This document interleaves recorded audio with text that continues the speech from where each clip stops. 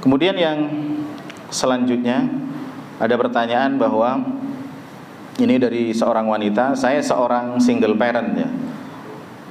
Jadi seorang ibu sendirian, janda yang memiliki anak. Apakah saya boleh makan harta anak saya? Karena ada larangan makan harta anak yatim.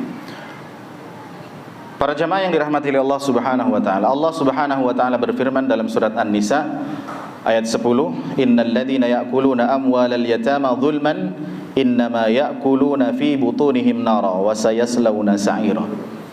Sesungguhnya orang-orang yang memakan harta anak yatim secara zalim, sebenarnya mereka itu menelan api dari dalam perutnya, dan mereka akan masuk ke dalam api yang menyala-nyala.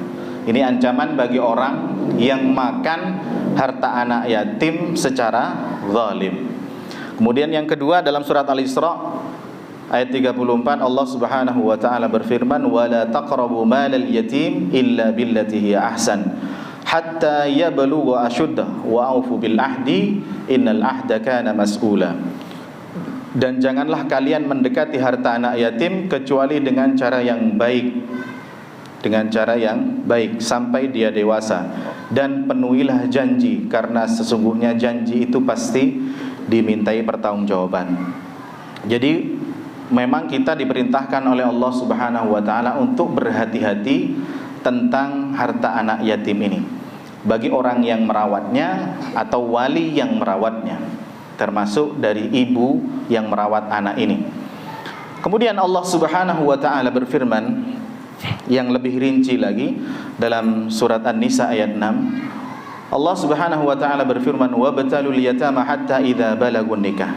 Dan ujilah anak yatim itu sampai mereka cukup umur untuk nikah. Kemudian Allah melanjutkan, "Fa in anastum minhum rusydan fadfa'u ilaihim amwalahum."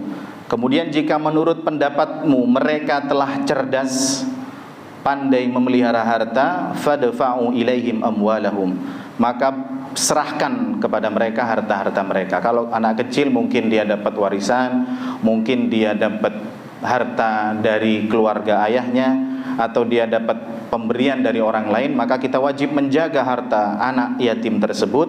Kalau sudah cerdas, fa in anastum minhum rusyda, mereka telah cerdas, maka kata para ulama, dia sudah dewasa, dia sudah saleh, dia sudah pintar mengelola harta, dia sudah bisa mengelola harta dengan baik, maka serahkanlah kepada mereka harta-harta yang kita pegang, yang kita pelihara anak tersebut. Wala ta'kuluha israfan wa bidaran ayyakbaru, dan janganlah kalian makan harta anak yatim lebih dari batas kepatutan, lebih dari batas hal yang wajar, dan janganlah kalian belanjakan harta tersebut secara tergesa-gesa sebelum mereka dewasa.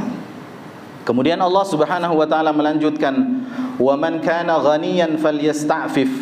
Barang siapa di antara pemelihara anak yatim atau wali dari anak yatim ini kaya atau mampu, maka hendaklah dia menahan diri dari memakan harta anak yatim.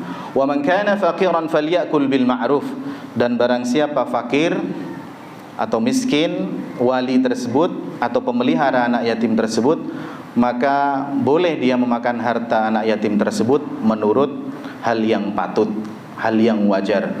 Fa idza dafa'tum ilaihim amwalahum fa ashhidu alaihim wa kafa billahi hasiba. Kemudian apabila kalian akan menyerahkan harta anak tersebut ketika mereka sudah dewasa, maka hendaklah kalian mendatangkan, membawa saksi-saksi bagi mereka, dan cukuplah Allah sebagai pengawas mereka. Maka para jemaah yang dirahmati oleh Allah Subhanahu wa taala, lebih-lebih ini seorang ibu dari anak tersebut, maka boleh ibu ini makan. Wala ta'kuluha israfan, boleh memakan harta anak yatim tersebut dengan cara yang patut, sebatas yang pantas-pantas saja. Kata para ulama ketika menjelaskan ayat ini, wa man kana faqiran falyakul bil ma'ruf, makanlah, boleh memakan harta anak yatim ini seorang wali tersebut dalam hal urusan makan dan menutup aurat saja. Jadi ketika seorang ibu merawat anaknya sendirian, kemudian anaknya ini memiliki harta, baik itu dari warisan ayahnya yang sudah meninggal atau pemberian-pemberian orang lain yang dipegang oleh pemelihara ini, boleh ibunya makan harta ini, boleh sekedarnya, secukupnya, buat makan dan buat beli baju lah untuk menutup aurat. Bukan untuk kemudian mentang-mentang anaknya ini punya harta banyak, karena masih kecil sama ibunya dibuat beli mas-masan, buat beli iPhone dan yang lainnya. Gak boleh untuk membelanjakan harta anak yatim yang melebihi dari kepatutan.